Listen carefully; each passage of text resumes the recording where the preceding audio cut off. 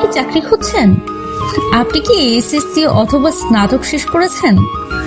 বাংলাদেশে প্রতি বছর প্রায় 20 থেকে 25 লক্ষ মানুষ নতুনভাবে শ্রম বাজারে প্রবেশ করে। তার মধ্যে প্রায় 9 লক্ষ স্নাতক বা ডিগ্রি সম্পন্নকারী।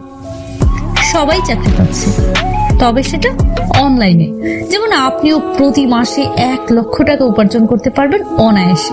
সমস্যা হচ্ছে, কোনো কোম্পানি যখন নিয়োগ বিজ্ঞপ্তি দেন আর চাকরিদাতা আপনার সিভি দেখে মনে করেন আপনি একজন মডেল, আপনার হবি খাওয়া আর ঘুমানো। কারণ আপনার জীবন বৃত্তান্তের সাথে ছবি বা দক্ষতার কোনো মিল থাকে না। আমি প্রায় 100 HR ম্যানেজারের সাথে আলোচনা করেছি। তাদের প্রত্যেকের থেকে জানতে পারি বেশিরভাগ ক্ষেত্রে সিভি গুলো এলোমেলো ভাবে ও স্টাইলিশ ভাবে সাজানো থাকে, তাই তারা প্রত্যাখ্যাত করতে বাধ্য হন। তবে হ্যাঁ, আপনার জন্য চাকরি প্রস্তুত আছে। আপনিও সামাজিক যোগাযোগ অথবা অনলাইন প্ল্যাটফর্মে কর্মসংস্থানের সুযোগ পেতে পারেন। যেমন আমি দেখি অফারগুলো এমন হয় যে 2 ঘন্টা কাজ করলেই আপনি মাসে এত টাকা উপার্জন করতে পারবেন, শুধুমাত্র একটা মোবাইল বা কম্পিউটারের মাধ্যমে। আর আপনার কাজ হলো form fill up, data entry, code বসানো, মডেলিং, অনলাইন ভিডিও দেখা ইত্যাদি। আমি নিজেও এই চাকরিগুলো যাচাই করতে গিয়ে দেখেছি তারা আমাদের ফোন নাম্বার ব্যবহার করে ওটিপি পাঠায় এবং কৌশলে সেই কোড নাম্বারটি চায়, যার মাধ্যমে তারা চাকরির নিশ্চয়তা প্রদান করে।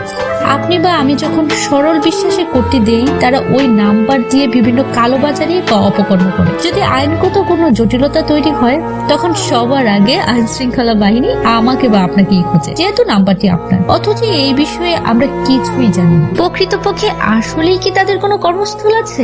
ব্যবসায়িক প্রতিষ্ঠানের আইন অনুযায়ী ভ্যাট আইডি, পিন আইডি, কোম্পানির website, registration number, email address কোনো কিছুই পাওয়া যায় না। যদি তাদের কাছ থেকে তাদের ব্যবসা বা কোম্পানি সম্পর্কে জানতে চাই, তারা নিজেদেরকে অনলাইন ভিত্তিক কোম্পানি হিসেবে পরিচয় দেয়। কিন্তু মজার বিষয় হলো, অনলাইন ভিত্তিক কোম্পানি বা প্রতিষ্ঠান বলতে তারা সোশ্যাল মিডিয়াকেই চিনে। শুধু বলে হোয়াটসঅ্যাপে নক দেন, মেসেজ দেওয়ার পর আপনাকে নির্দিষ্ট একটি ফি দিতে বলবে, আর আমরা না বুঝে না জেনে প্রতারণার শিকার হই। ভেবে দেখুন, আমরাই চাকরির বাজারটাকে সোনার হরিণ বানিয়ে ফেলেছি। শিক্ষা জীবনের শুরুটা হয় একটা স্বপ্ন বা উদ্দেশ্য নিয়ে। নিজেকে প্রতিষ্ঠিত করার জন্য সেটা হতে পারে চাকরি অথবা কোনো ব্যবসা। আর এই উদ্দেশ্য বাস্তবায়ন করতে গিয়ে আপনি বাধা বিপত্তিতে পড়তে হয়।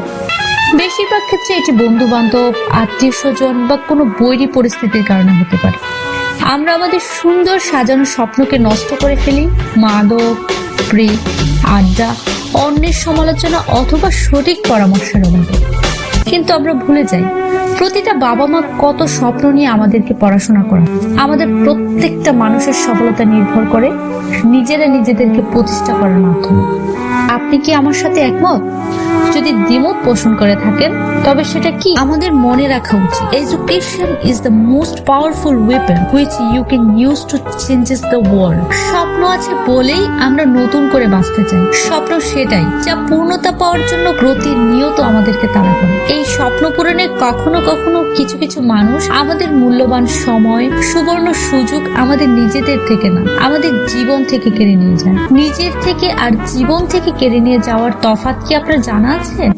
আমরা খুব সহজেই মানুষ বা তার কাজকে জাজমেন্ট করে ফেলি, হুট করেই মন্তব্য করে ফেলি। আমরা অনুপ্রাণিত করি না, বরং নিরুৎসাহিত করি। অন্যের সমালোচনা করি, কিন্তু আত্মসমালোচনা করি না। এই সমালোচনা করতে গিয়ে আমরা আমাদের গুরুত্বপূর্ণ কাজ, সময়, এমনকি সম্পর্ক নষ্ট করে ফেলি। তাই অন্যের সমালোচনা না করে জীবনের প্রতিটি অধ্যায়কে সঠিকভাবে কাজে লাগানোর জন্য নিজেকে সময় উপযোগী করে গড়ে তুলুন। শিক্ষার ও দক্ষতার উন্নয়নের জন্য চৌধুরী রিমন ব্যক্তিগত উদ্যোগে কিছু ছোট ছোট পদক্ষেপ গ্রহণ করেন। এর মধ্যে 2025 সালের জানুয়ারিতে 10 জনকে কম্পিউটারের বেসিক প্রশিক্ষণ দেওয়ার উদ্যোগ নিয়েছেন সম্পূর্ণ বিনামূল্যে।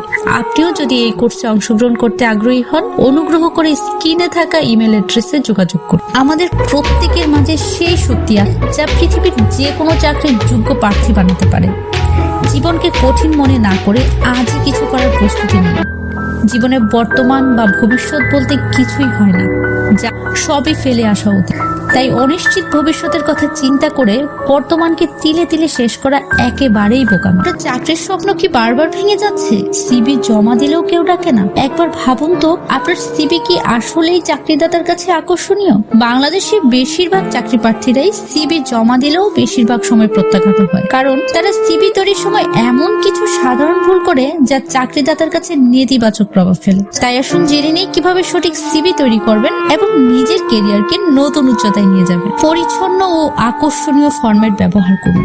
চাকরির যোগ্যতা অনুযায়ী তথ্য যোগ করুন। চাকরির জন্য প্রয়োজনীয় দক্ষতা ও অভিজ্ঞতাগুলো স্পষ্টভাবে উল্লেখ করুন। একটি পেশাদার কভার লেটার তৈরি করুন। কভার লেটার হলো আপনার প্রথম ইমপ্রেশন, তাই এটি সংক্ষিপ্ত, স্পষ্ট এবং আকর্ষণীয় হতে হবে। ইন্টারভিউর প্রস্তুতি নিন। সাধারণ প্রশ্নের উত্তর আগে থেকেই প্রস্তুত রাখুন। কোম্পানির কাজের ধরন, আপনার ডেজিগনেশন, সিভিতে দেওয়া ছবি, ইন্টারভিউ বোর্ডে নিজেকে প্রেজেন্ট করার জন্য পোশাকের রুচিশীলতার দিকেও নজর দেওয়া উচিত। অনলাইন ভিত্তিক দক্ষতা অর্জন করুন, যেমন কম্পিউটার ও বিভিন্ন পেশাদার নেটওয়ার্কে অংশগ্রহণমূলক কাজের দক্ষতা তুলে ধরতে পারেন। প্রেশারদের জন্য উচিত নিজেকে এক্সপ্লোর করা। সামাজিক প্ল্যাটফর্মে বিভিন্ন গ্রুপে সক্রিয় থাকতে পারেন। নিজের প্রফেশনাল স্কিল ও আগ্রহের বিষয়গুলো প্রোফাইলের মাধ্যমে তুলে ধরতে পারেন। আপনার দক্ষতা এবং প্রজেক্টের উদাহরণ থাকবে। সম্ভব হলে অনলাইন প্রেজেন্টেশন বা প্রজেক্ট ডেমো যোগ করা যেতে পারে। তাছাড়া পেশাদার নেটওয়ার্ক যেমন ভলান্টিয়ার, সেমিনার বা ওয়ার্কশপে যোগ দিয়ে বিভিন্ন ইন্ডাস্ট্রির বিশেষজ্ঞদের সাথে আলোচনা করুন। এর গ্রহণযোগ্যতা বাড়ানোর জন্য বিভিন্ন প্ল্যাটফর্ম থেকে পছন্দ অনুযায়ী শর্ট বা লং টার্ম কোর্স করে সার্টিফিকেট অর্জন করতে পারেন। তবে হ্যাঁ, সব থেকে বড় বিষয়টি হলো আত্মবিশ্বাস। আত্মবিশ্বাস ধরে রাখুন।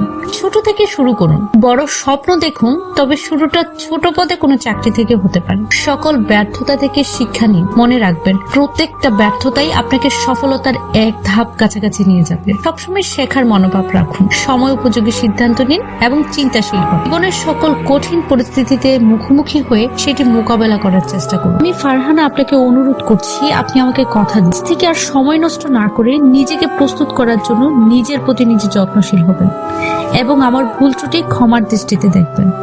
যদি চাকরি বিষয়ে কোনো পরামর্শের প্রয়োজন হয় তাহলে কোনো দ্বিধা না করে আমাকে জানাতে পারেন। আমি সর্বাত্মক চেষ্টা করব আপনাকে সহযোগিতা